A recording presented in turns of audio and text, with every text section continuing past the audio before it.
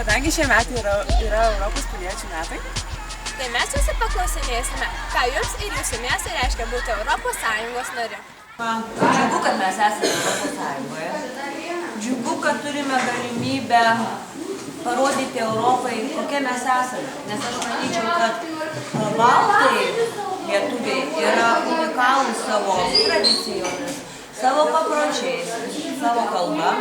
Ir būdami tokioje didelėje bendrijoje Europos Sąjungoje mes galime ne tik parodyti save, bet ir pasimokyti, pasikeisti įvairiausiamis nuomonėmis ir įvairiausiamis pasaulėžiūromis. Taip kad iš tikrųjų smagu, kad esame viena iš Europos Sąjungos narių. Jaučiamės turbūt lygiaverčiai su kitom šalim ir nors ir mažas miestas, vis tiek. Wow. ačiū. Iš tikrųjų galėtų žmonės lengviau atkeliauti į mūsų šalį, nereikėtų tų visų problemos sienos patikros pasienį.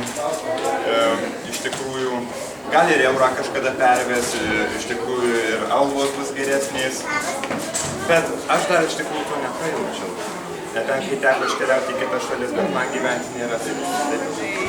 Galime važiuoti į kitas šalis, vykti paprasčiau, nes tarkim mums reikia tų dokumentų daugiau, remia mūsų miestą, gražina Europos Sąjungą, ką daugiau nežinau. Turbūt didesnės galimybės, nes vis dėlto mes dabar galim išvažiuoti kažkur.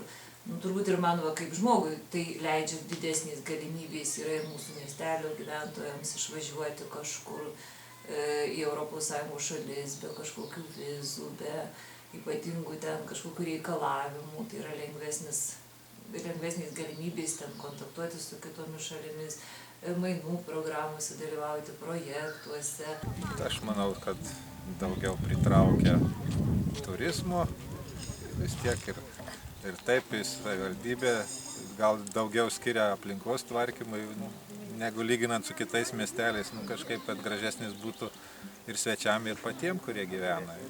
Turistų srautas padidėjo faktiškai, taip aš galvoju. O dabar visokie projektai, šitie įvairūs ES rėmimai ir mūsų parkas naujas, sakykite, ar džiaugiatės juo ir kokias veiklas jame vykdo?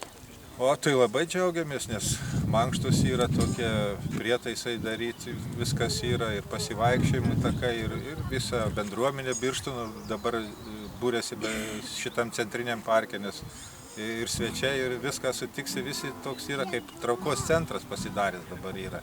Ir eidamas pasivaikščioti, pasportuoti ryte vis tiek kažką sutinki iš pažįstamų ar kaimynų. Tai šitas manau labai, nes čia gali individualiai ir pasportuoti, ir pabendrauti, visko gali. Abejonės ne tik mūsų miestui, bet ir visiems miestams ir Lietuvai tai yra labai svarbus dalykas. Nes jūs turbūt ir patys galite matyti, kaip keičiasi Birštono kurortas, pasinaudodamas Europos Sąjungos paramą. Tai yra pirmiausia finansinė parama. Iš tikrųjų, iš tų lėšų mes labai daug dalykų padarėme. Ir centrinį parką sutvarkėme, tvarkomos gatvės, tvarkomi seni apleisti pastatai, įrenginėjami dviračių takai, tvarkomas didžiulis ir gražus stadionas, gimnazijos pastatas yra remontuojamas. Visa tai šitos lėšos yra gaunamos iš Europos Sąjungos. Todėl tikrai tų darbų yra labai daug ir manau, kad jeigu ir toliau bus ta parama, mes tikimės, kad ir 14-20 metų laikotarpį turėsim šitą paramą, tai tikrai net pažįstamai pasikeis savivaldybė. Na, kitas aspektas tai yra bendravimas, atviros sienos ir kelionės, į kurias gali išvažiuoti kiekvienas. Sienos kaip aš sakau, be užtvarų, ar ne? Kada mes galim važiuoti, bendrauti ir jaunimas ypatingai su savo bendraamžiais. Tai manyčiau, kad ir mes galime dalyvauti ir netgi dalyvauti, sakykime, tuose renkamuose organuose, būti Europos parlamento nariais, mes galime būti Europos tarybos nariais, tarkim, esu išrinkta į Europos tarybą, tikrąją narę. Tai dalyvavimas netgi sprendžiant visos Europos problemas ir klausimus yra labai svarbus.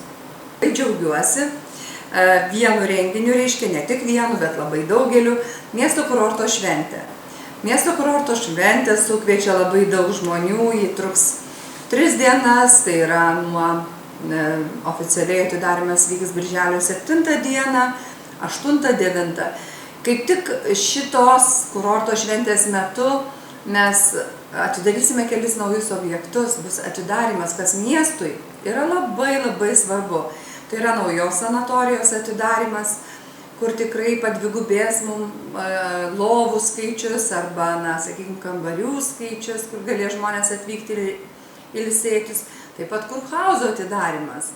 Tai yra kurorto svetainės atidarymas.